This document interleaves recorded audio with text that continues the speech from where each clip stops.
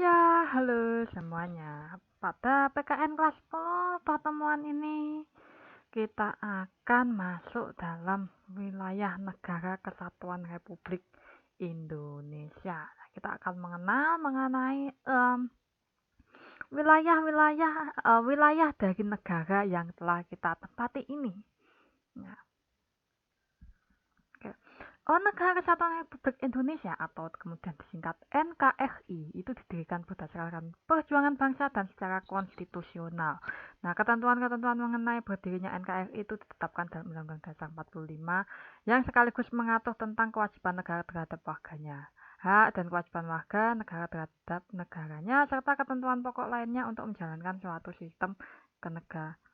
Kewajiban negara terhadap warganya pada dasarnya merupakan memberikan kesejahteraan hidup dan keamanan lahir batin sesuai dengan sistem demokrasi yang telah dianut negeri ini. Pertama-tama kita harus mengetahui dulu pengertian dari wilayah negara. Istilah negara itu dari berbagai bahasa ya. Ada the state dari Belanda, the state dari bahasa Inggris, kemudian statum bahasa Perancis, lo stato bahasa Itali, dan kemudian der Staat itu dari bahasa Jerman. Nah, kemudian ada istilah nagari atau negara dari bahasa Sanskerta yang artinya kota. Nah, bahkan oleh masyarakat Indonesia itu bisa diartikan pula dengan negeri atau tempat tinggal. Nah, berdasarkan pasal 1 Konvensi Montevideo tahun 93, salah satu unsur yang dipenuhi oleh suatu negara adalah adanya wilayah tetap, yang merupakan unsur mutlak yang harus ada. Nah,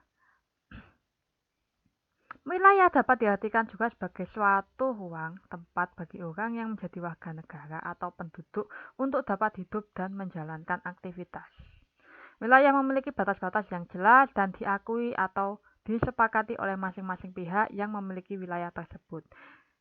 Dengan demikian, wilayah negara merupakan daerah atau lingkungan yang menunjukkan batas-batas suatu negara di mana dalam wilayah tersebut negara dapat melaksanakan kekuasaannya menjadi tempat berlindung bagi rakyat sekaligus sebagai tempat untuk mengorganisir dan menyelenggarakan pemerintahan. Berlanjut ke macam-macam wilayah negara dibagi menjadi 4 ya nanti. Negara merupakan satu kesatuan organisasi kekuasaan yang memiliki unsur-unsur pokok berdirinya negara. Salah satu unsurnya adalah wilayah kekuasaan. Pembatasan wilayah suatu negara itu sangat penting karena menyangkut pelaksanaan kedaulatan negara. Bentuk-bentuk pelaksanaan kedaulatan negara itu seperti kedaulatan penuh untuk mengelola sumber daya alam, kemudian menolak atau menerima warga negara asing sesuai dengan ketentuan hukum yang berlaku di negaranya, atau menentukan nasib negaranya dari berbagai ancaman dari luar wilayah negara. Untuk wilayah negara yang pertama adalah wilayah daratan. Ya, merupakan bagian dari wilayah negara di mana rakyat atau penduduk negara itu bermukim secara permanen. Pada wilayah daratan, pemerintah juga melaksanakan dan mengendalikan segala kegiatan pemerintahannya. Nah, untuk itu wilayah daratan antara negara dengan negara yang lain itu harus tegas batas-batasnya.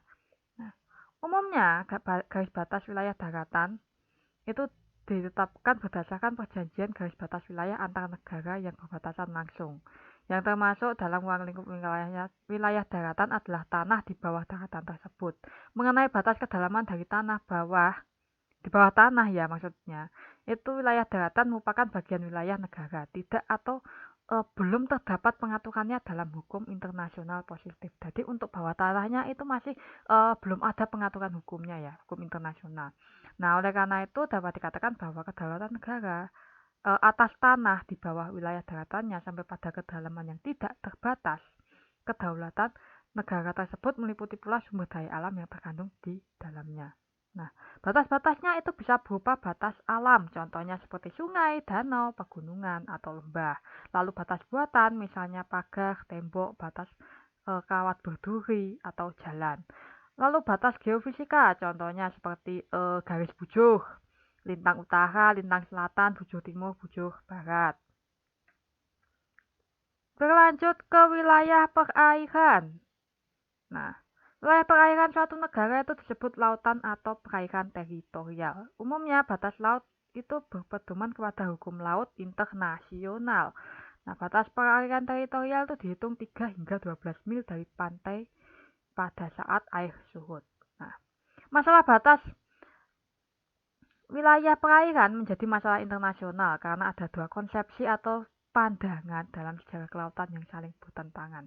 Dua konsepsi itu yaitu ada res nullius, yaitu laut yang tidak dimiliki oleh siapapun, ya, laut bebas. Oleh karena itu laut bisa diambil dan dimiliki tiap negara. Lalu ada res communis, yaitu laut milik bersama masyarakat dunia. Oleh sebab itu, wilayah laut ini tidak bisa diambil dan dimiliki oleh suatu negara. Nah, akibat dari dua pandangan tersebut, maka ada negara yang punya batas laut teritorialnya secara sepihak, yaitu antara 3 sampai 12 mil dari garis pantai. Bahkan ada yang sampai 200 mil, contohnya negara El Salvador. Pemerintah Indonesia juga pernah, ya, itu pada tanggal 13 Desember 1957 yang dikenal dengan Deklarasi Juanda. Ya, isi deklarasi Juanda itu menyebutkan lebar laut wilayah Indonesia adalah 12 mil. Lebar tersebut diukur dari garis yang menghubungkan titik terluar pulau-pulau Indonesia point to point teori. Atas jasa Juanda ini, jasa dari Juanda ini, ya, maka wilayah kepulauan Indonesia menjadi satu satuan yang utuh dari Sabang sampai Merauke. Nah, sekarang masalah kelautan telah memperoleh kepastian hukum melalui Konvensi Hukum Laut Internasional 3 dengan batas-batas laut yang ditentukan seperti berikut. Ada 3. Ketentuan batas laut teritorial negara adalah 12 mil laut diukur garis lurus yang ditarik dari pantai luar. Ketentuan batas zon bersebelahan adalah 12 mil atau 24 mil di luar teritorial. Lalu ketentuan batas ZEE atau zona ekonomi eksklusif, yaitu diukur dari pantai sejauh 200 mil.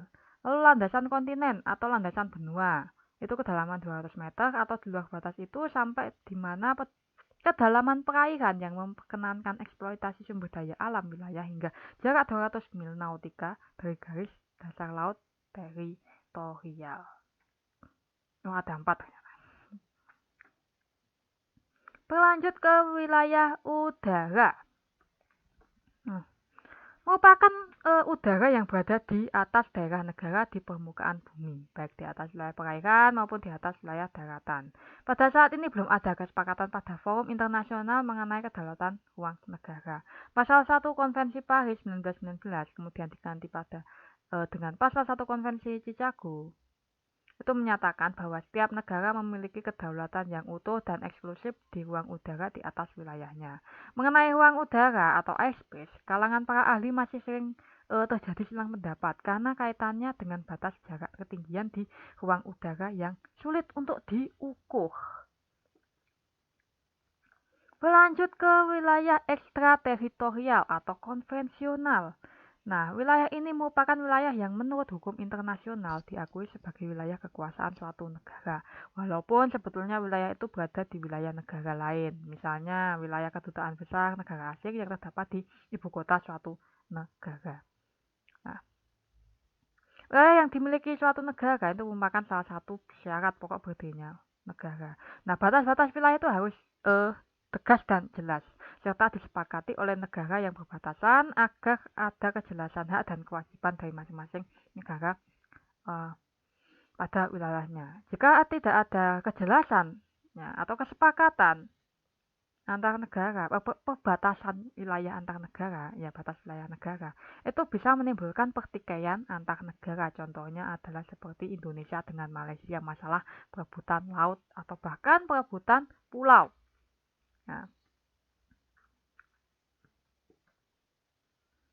berlanjut ke ketentuan hukum tentang wilayah negara kesatuan Republik Indonesia.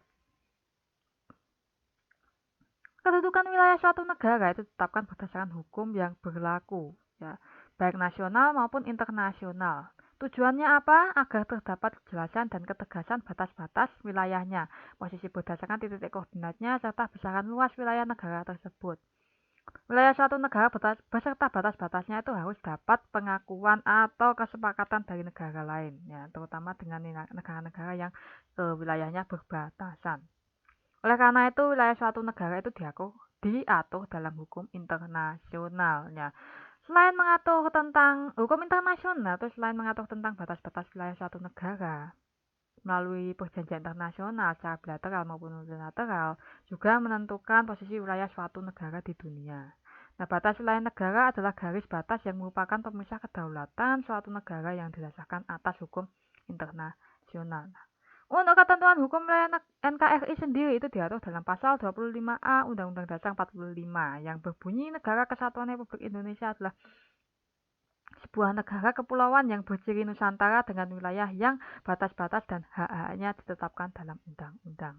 Sedangkan undang-undang yang mengatur tentang wilayah negara Republik Indonesia untuk memberikan kepastian hukum dan kejelasan kepada warga negara itu secara lebih spesifik terdapat pada Undang-Undang Nomor 43 Tahun 2008. Jadi undang-undang turunannya. Nah, undang-undang ini mengatur tentang wilayah negara Indonesia yang meliputi wilayah daratan, perairan pedalaman, perairan kepulauan, dan laut teritorial beserta dasar laut dan tanah di bawahnya, serta ruang udara di atasnya, termasuk seluruh sumber daya kekayaan yang ada di dalam.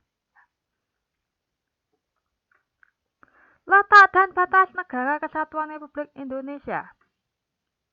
Nah, kita tahu kan kalau negara Indonesia ini merupakan negara kepulauan, atau bahasa kerennya adalah arsipelago yang terluas di dunia. Jumlah pulau di Indonesia itu mencapai 17.508 buah. Pulau-pulau tersebut terdampar di wilayah laut Indonesia yang memiliki luas lautnya itu 3.257.357 km persegi. Dengan luas pulau-pulaunya itu kalau di total digabungin itu adalah 1.890.754 km persegi. Nah, bisa dikatakan kalau wilayah lautnya ini lebih luas daripada wilayah daratan. Oleh karena itu, negara Indonesia disebut sebagai negara maritim juga. Nah, wilayah NKRI dibagi menjadi 34 provinsi dan 294 kabupaten serta 99 kota. Nah, karena wilayahnya yang terdiri dari banyak pulau, maka Indonesia adalah negara kepulauan terbesar di dunia. Nah, sebagai negara kepulauan, wilayah Indonesia ini sebagian besar, sekitar 2/3 bagian adalah lautan, 1/3 bagian lainnya adalah daratan yang terdiri dari pulau-pulau. Nah, dengan negara kepulauan yang paling besar ini tentu kita harus tahu ya bagaimana atau batas-batas wilayah di tiap-tiap wilayah di negara kesatuan Republik Indonesia, di tiap sudut-sudut. Maksudnya begini, di tiap-tiap penjuru mata angin. Nah, seperti wilayah di sebelah utara, selatan, timur, barat itu batas-batasnya bagaimana? Ya.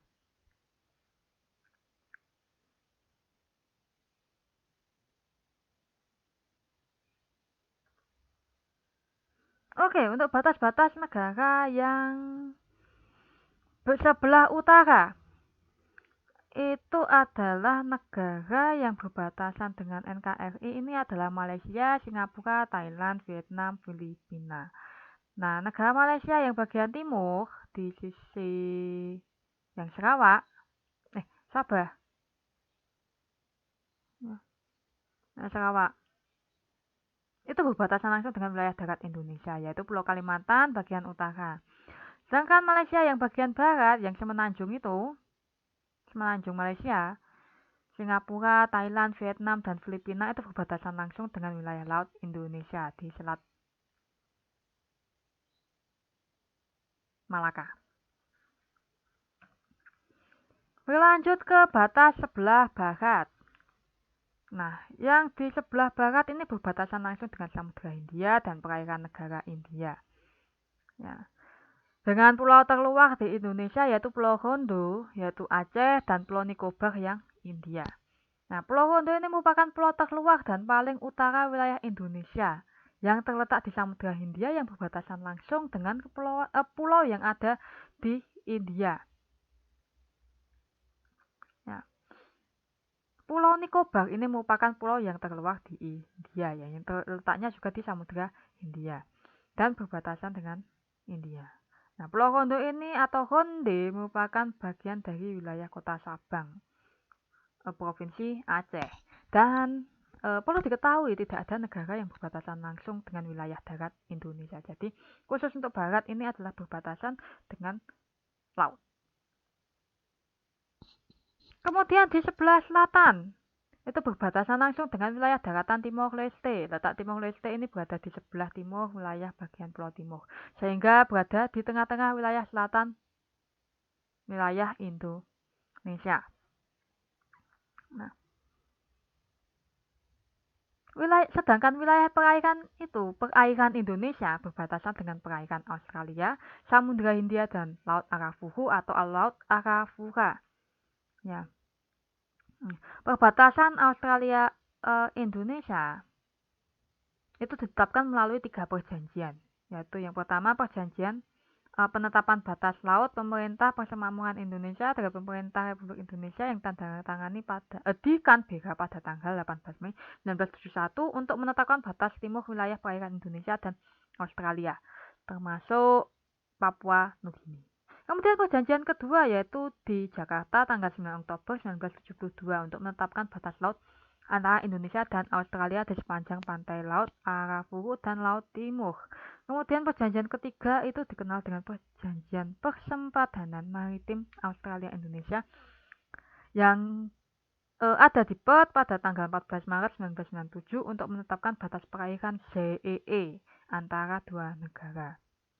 Nah, tetapi kemudian kemerdekaan Timor Leste pada tanggal 20 Mei 2002 itu mengakibatkan terjadinya perubahan dalam perbatasan Australia-Indonesia di dekat celah timur yang ditetapkan oleh 3 perjanjian sebelumnya. Ketentuan dalam perjanjian tahun 97 mengenai celah timur tidak lagi berlaku antara kedua negara karena celah timur dikuasai oleh Timor Leste dan berhak atas seluruh dasar laut dan ZEE di wilayah tersebut.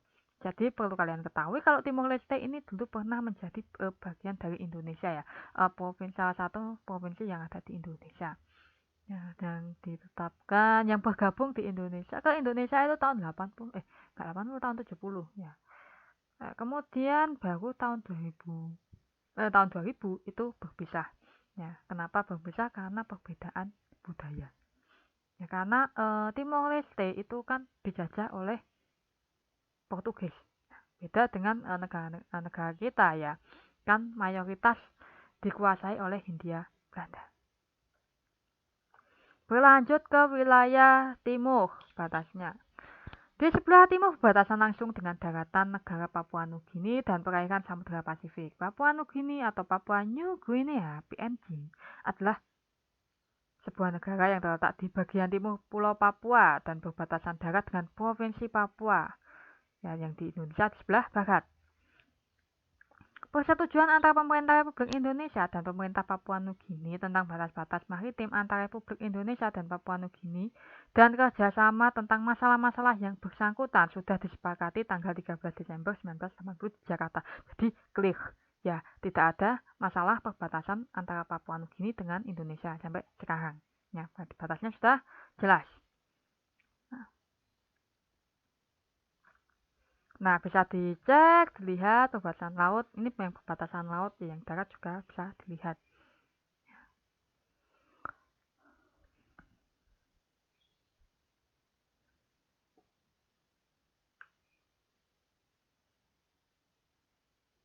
Oke, saya lanjutkan epilog atau penutup. Ya. Wilayah NKRI itu terbentang dari barat sampai timur sepanjang 5.110 km dari 95 derajat bujur timur sampai 141 derajat bujur timur dan dari utara sampai selatan sepanjang 188 km dari 6 derajat lintang utara sampai 11 lintang selatan. Luas wilayah Indonesia tadi mencapai keseluruhan itu mencapai 5 juta beserta lautnya loh ya, 5.193.252 km persegi dengan luas daratannya itu tadi 1.904.443 km persegi dan punya garis pantai sepanjang 54.716 km dan ini merupakan garis pantai terpanjang ya setelah Kanada. Nah, pulau paling besar itu adalah Pulau Kalimantan dengan luas 539.460 km persegi. Nah, kedua adalah Pulau Sumatera dengan luas 473.606 km persegi. Lalu Pulau Sulawesi dengan luas 189.216 km persegi. Dan kemudian ada Pulau Jawa, ya gugusan paling kecil di antara 4 pulau besar. Yang paling kecil adalah Pulau Jawa dan Pulau Madura dengan luas 132.187 km persegi. Oke, sekian dulu penjelasan mengenai wilayah negara Kesatuan Republik Indonesia. Sampai jumpa pada pertemuan atau video selanjutnya. Thank you.